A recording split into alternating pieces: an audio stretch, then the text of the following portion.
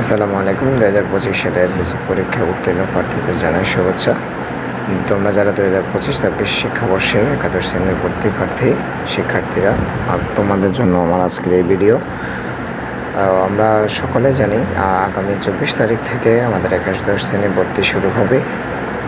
তো ভর্তি হওয়ার আগে আমাদের কিছু দিক নির্দেশনা থাকে, যেগুলো হয়তো আমরা অনেকে জানি না, তোমরা অনেকে জানো না। সেগুলো নিয়ে আমি আজকে ভিডিওতে আলোচনা করব। একজন শিক্ষার্থী ভর্তি হতে হলে তার কি কি লাগে বা কী কী করতে হবে। সর্বপ্রথম আমি তোমাদেরকে একটা পিডিএফ ফাইল দেখাবো, যেখানে তোমার এখানে দেখাচ্ছে যে বিভিন্ন কলেজের কোন কোন ভার্সন, কোন থানাতে কোন কলেজ আছে।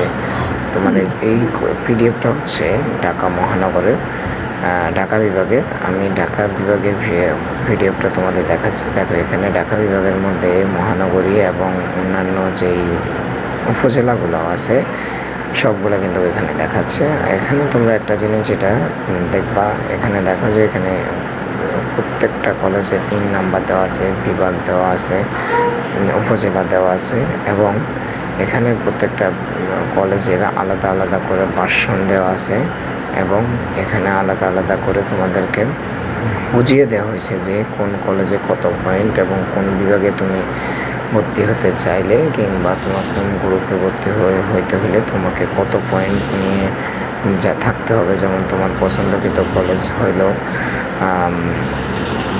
বেকারুন্নেসানুন স্কুল অ্যান্ড কলেজ, কিন্তু এটা তুমি পেলে না তোমার পয়েন্ট জিপিএ কমের কারণে। এই যে জিনিসগুলা তোমরা যদি আগে থেকে ক্লিয়ার করে রাখো, তাহলে দেখা যাবে যে পরবর্তীতে আবেদন করতে সমস্যা হয়। এখানে একটা জিনিস দেখো, এখানে যদি আমরা লালবাগ লিখে সার্চ করি, তাহলে এখানে লালবাগ থানার মধ্যে যতগুলো কলেজ আছে সব কলেজগুলো কিন্তু এখানে শো করতেছে।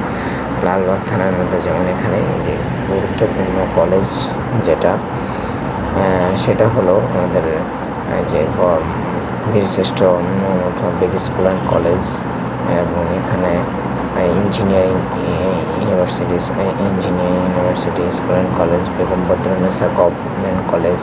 এসব যে কলেজগুলো আছে এগুলো আমরা সকলেই জানি, কলেজগুলো ভালো, বা এখানে পড়লে ভালো একটা রেজাল্ট নিয়ে গ্র্যাজুয়েশনের জন্য আগানো যায়। তো তোমরা এই কলেজগুলোতে পড়তে হলে তোমাদের কত জিপিএ লাগবে, কার কত জিপিএ হলে ভালো হয়, বা কোন বিভাগে। তোমার কলেজ লিস্টটা দেখার পরে তোমার পয়েন্ট অনুযায়ী তুমি এক্সআই অ্যাডমিশনে ঢুকবে। এক্সআই অ্যাডমিশনে ঢোকার পরে এখানে প্রথম লিঙ্কে আমরা প্রবেশ করব, এবং প্রথম লিঙ্কে প্রবেশ করার পরে যে অপশনটা আসবে, আমরা প্রথমত এখানে দেখতে পাচ্ছি যে একটা ওয়েব পেজ ওপেন হয়েছে। ওয়েব পেজে এখানে লেখা আছে 24 জুলাই থেকে আবেদন শুরু, 9 আগস্টে আবেদন শেষ। তো আমরা এরপরে অ্যাপ্লাই নাওতে ক্লিক করব।